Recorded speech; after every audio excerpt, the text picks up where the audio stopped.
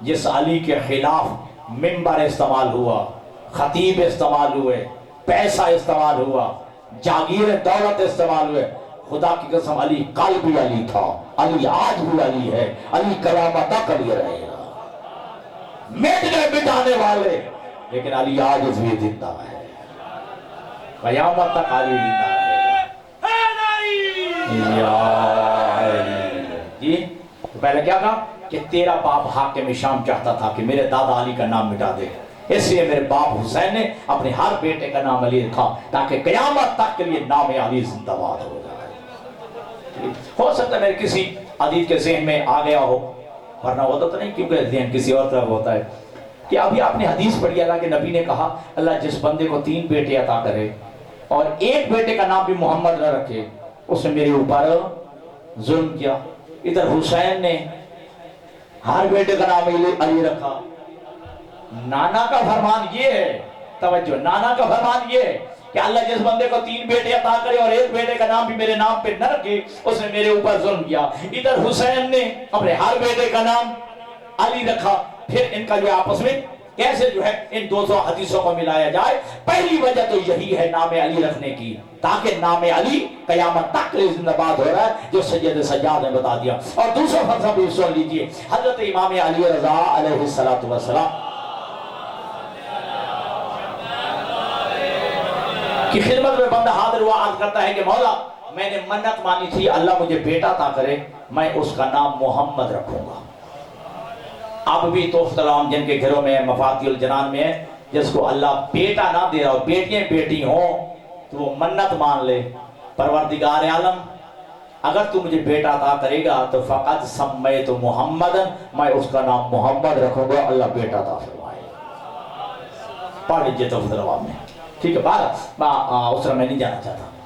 تو امام رضا کی خدمت میں حاضر ہوا بندہ کہتا ہے کہ مولا میں نے منت مانی تھی کہ اللہ مجھے بیٹا عطا کرے، میں اس کا نام محمد رکھوں گا، الحمدللہ میری منت پوری ہو گئی ہے، اللہ نے مجھے بیٹا عطا کیا ہے، لیکن آقا میں نے بیٹے کا نام محمد کی بجائے علی رکھا ہے۔ منت تھی محمد نام رکھنے کی، ٹھیک ہے، لیکن میں نے 10 بجے تک 11 بجے تک ہے، تو کوئی مسئلہ نہیں، صلوات پڑھے محمد والے محمد۔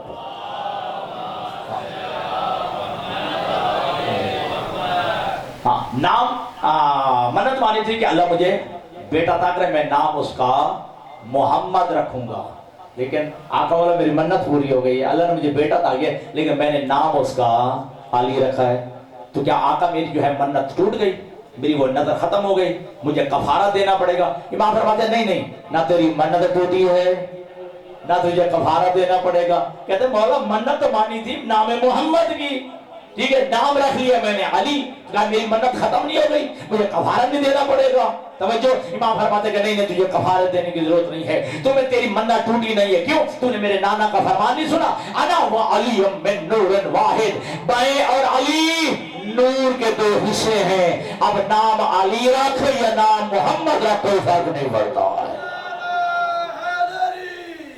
یا علی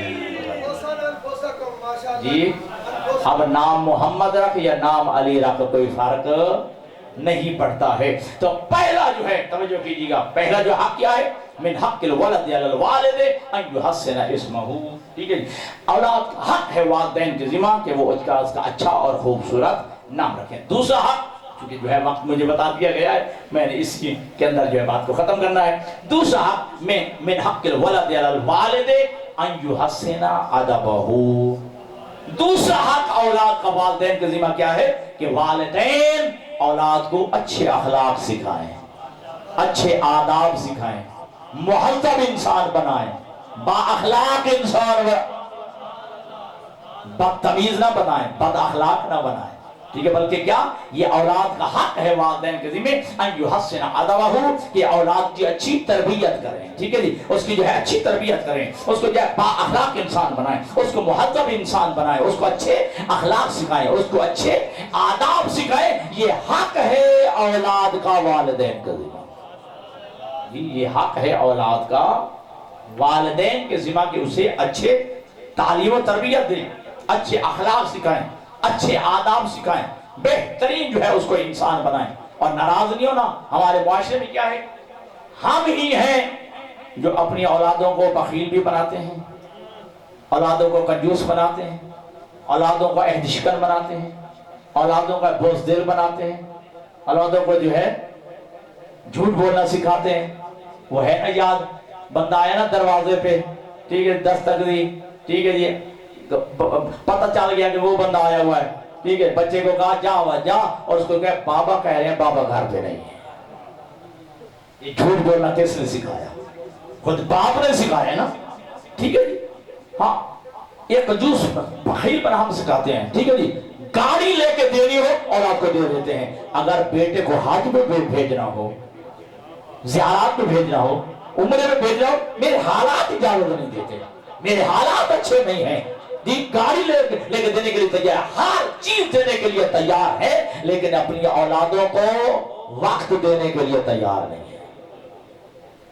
اور نتیجہ کیا نکل رہا ہے کہ آپ کے جو معاشرے میں جرائم پیشہ افراد کی جو ہے وہ زیادتی ہو رہی ہے، ٹھیک ہے جی۔ ڈاکو پیدا ہو رہے ہیں، چور پیدا ہو رہے ہیں، منشیات کا دندہ روپ پہ منشیات کا استعمال کرتا چلا جا رہا ہے۔ کیا والدین باقی ہر چیز دینے کے لیے تیار ہیں، لیکن یہ اپنی اولادوں کو وقت نہیں دیتے، اور اس کا نتیجہ یہی نکل رہا ہے۔ توجہ۔ اچھا چلو، میں نے جملہ شاید کسی مجلس میں کہا ہو کہ جب امام حسن مجتبی علیہ السلام جب اپنے نانا کی خدمت میں بیٹھے ہوتے تھے، وحی نازل ہوتی تھی، احکامات شریعت بیان ہوتے تھے، ماں جب واپس آتے جناب زہرا پوچھتی تھی آپ کے نانا پہ کیا وحی نازل ہوئی ہے؟ ہاں جی بتا لیجیے اگر میری بات ریکارڈ ہو رہی ہے کہ آپ کے نانا پر کون سی وحی نازل ہوئی ہے؟ آج آپ کے نانا نے کیا بیان کیا ہے؟ آپ کے نانا نے کیا احکامات بیان کیے؟ آپ کے نانا نے کون سا جو ہے حکم بیان کیا ہے؟ ہو بہو جو ہے وہ جو وحی نازل ہوتی، حکم نازل ہوتا، وہ جناب امام حسن اپنی ماں کو سنا دیا کرتے تھے۔ جی اب یہ زہرا کا توجہ، زہرا کا یہ تربیت کا انداز ہے کہ اب تمہاری بیٹیاں، تمہاری ماں جو بچیاں جو ہیں جو مجلس سن کے جائیں، ماں پر لازم ہے کہ وہ پوچھو آج کیا سن کے آئی ہو۔ جی ماں پوچھے کیا سن کے آئی ہے، یہ والدین اور باپ پوچھے اپنی اولاد سے کہ آج مجلس سے کیا سن کے آئے ہو، جی مجلس میں آج کیا بیان کیا گیا ہے۔ یہ حق ہے کہ پوچھیں، ٹھیک ہے جی۔ اور کلفی کھلانے کے لیے چلے جاتے ہیں، ایس کریم کھلانے کے لیے چلے جاتے ہیں، جی لے جانے کے لیے مری چلے جاتے ہیں، ہر کام کرنے کے لیے رات کو 15 منٹ بچے کو بچی کو نہیں دے سکتے کہ اس سے اصول دین سن لیں، اس سے فروع دین سن لیں، اسے کلمہ یاد کرا دیں، اسے 14 معصومین یاد کرا۔ ناراض ہو گئے کوئی فرق نہیں پڑتا، صلوات پڑھیں محمد والے محمد۔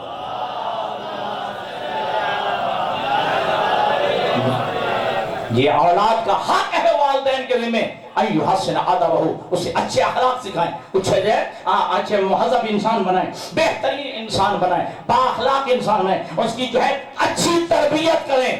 ایک جملہ کہہ رہا ہوں، میں شریعت کی طالب علم ہوں اور ذمہ داری سے کہہ رہا ہوں، جب تک میں زندہ ہوں میں جملے کا ذمہ دار ہوں، شادی کرنا واجب نہیں ہے، اولاد پیدا کرنا واجب نہیں ہے، لیکن اللہ اولاد دے دے تربیت کرنا واجب ہے۔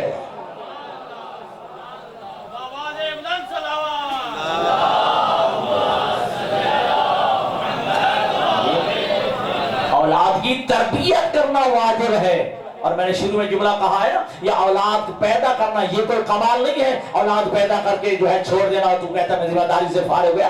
اولاد تو جانور بھی پیدا کر لیتا ہے، اچھا انسان بنا، اچھا معاشرے میں جو ہے اسے اچھا فضا، اچھی شخصیت جو ہے اس کی تعمیر کر، تاکہ معاشرے میں اچھے انسان کا اضافہ ہو، برے انسان کا نہیں، برے بندے کا اضافہ نہ ہو۔ اچھی اولاد کی تربیت کے لیے بس اگر آگے بڑھو اور آپ کی زحمت تمام کرو۔ اللہ کے حبیب ارشاد فرماتے ہیں، تو یہ بزدلی ہم سکھاتے ہیں اپنے بچوں کو، عہد شکنی ہم سکھاتے ہیں۔ بچہ رو پڑے نا، ہمارے معاشرے میں کیا ہے، اسے دلاسا دینے کے لیے، بہلانے کے لیے کہتے ہیں بازار سے بیٹا آپ کے لیے چیزی لینے جا رہا ہوں، بیٹا بازار سے آپ کے لیے کھلونا لینے جا رہا ہوں، ٹھیک ہے لے کے نہیں آئے، یہ جھوٹ بولنا کس نے سکھایا ہے؟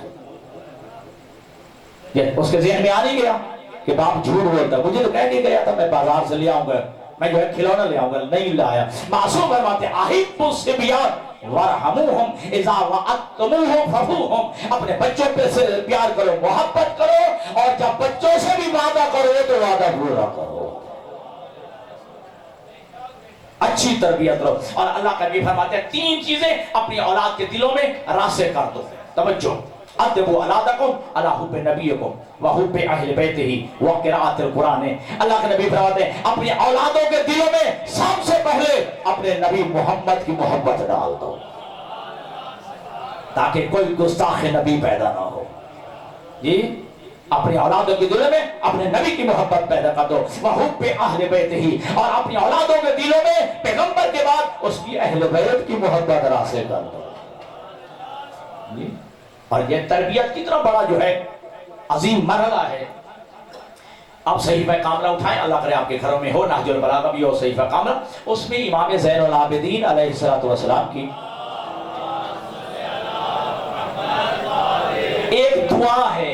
मासूम की तरबियत में भी कोई शक हो सकता है? जी, मासूम की तरबियत में, लेकिन मासूम फरमाते अल्लाहुम्मा आइन्नी अला तरबियतिहिम व बिर्रिहिम व तादीबिहिम, ऐ मेरे अल्लाह हम तो अपने बच्चों की तरबियत करते रहेंगे, लेकिन जब तक तेरी तो जो है तौफीक शामिल हाल नहीं होगी तो हम बच्चों की कैसे तरबियत करेंगे? फरमाते हैं अल्लाहुम्मा इन्नी अला तरबियतिहिम व बिर्रिहिम व तादीबिहिम, ऐ अल्लाह औलादों की तरबियत करने में, औलादों को नेक बनाने में, और औलादों को जो है अच्छे अखलाक सिखाने में तू मेरा मददगार बन जा। ठीक है जी। तीसरी चीज जो है वह क़िराअतुल कुरान, अपने बच्चों के दिलों में कुरान पढ़ने की और कुरान की मोहब्बत डाल दो। ठीक है जी, ताकि कोई गुस्ताख कुरान पैदा ना हो। अब जुमला मैंने समझना है, अगर नाराया ना आया तो मुझे अफसोस रहेगा कि आज जो है हम गवर्नमेंट ऑफ स्वीडन की मजम्मत करते हैं कि जिन्होंने कुरान को जलाया है, उस बंदे की भी मजम्मत करते हैं जिसने कुरान को जलाया है। लेकिन 1400 साल पहले अगर कुरान जलाने वाले की सजा मिल जाती तो आज किसी बदबख्त को कुरान जलाने की बात समझे या नहीं समझे?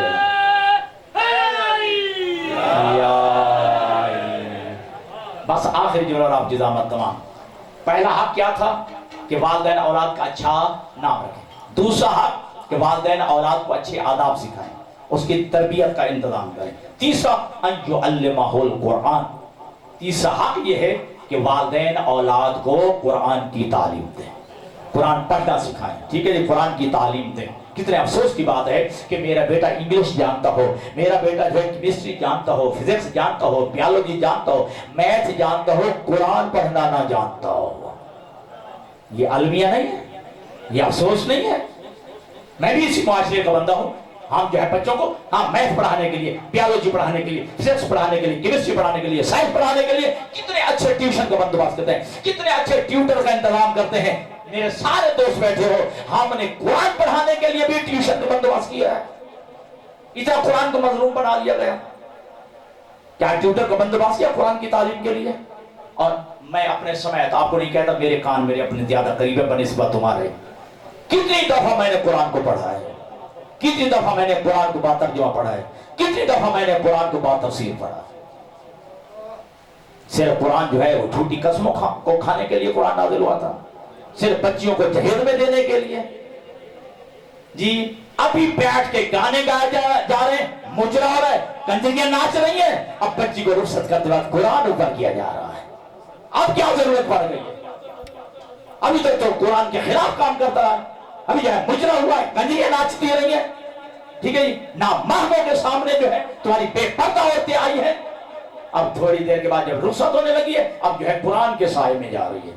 कुरान इसलिए नाज़िल हुआ था, कुरान हिदायत के लिए नाज़िल हुआ था, झूठी कसमों के लिए नाज़िल नहीं हुआ, अदालतों में उठाने के लिए नाज़िल नहीं हुआ, बच्चियों को जो है जहेल में देने के लिए नाज़िल नहीं हुआ, कुरान हिदायत का हासिल करने के लिए नाज़िल हुआ। बात जो है लंबी हो गई है, महसूस न कीजिएगा, ये दर्द दिल था और मैंने नहीं अगर अर्ज करना तो किसने करना है। ठीक है, और याद रखिएगा दोस्तों, ये तरबियत का अंदाज है। मासूम फरमाते हैं कि अपने बच्चों की तरबियत करो, अभी माँ के शिकव में हो तरबियत शुरू कर दो। वो मैं छोड़ रहा हूँ मसरमा से। ठीक है, वक्त जो है खत्म हो गया। इमाम सादिक फरमाते हैं हन्ने को औलादकुम बितुरबत कब्र हुसैन, अपने बच्चों को खाके करबला की घुट्टी दो।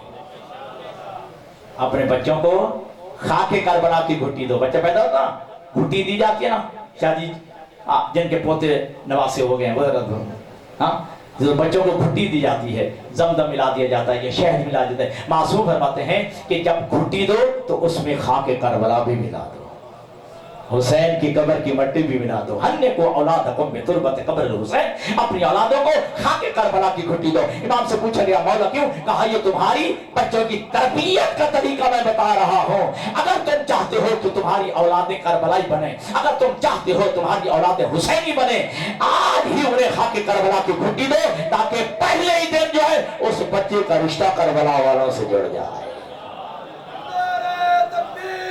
اللہ اکبر, یا رسول اللہ, یا علی, زندہ باد, زندہ باد, زندہ باد, مردہ آباد, مردہ آباد, مردہ آباد.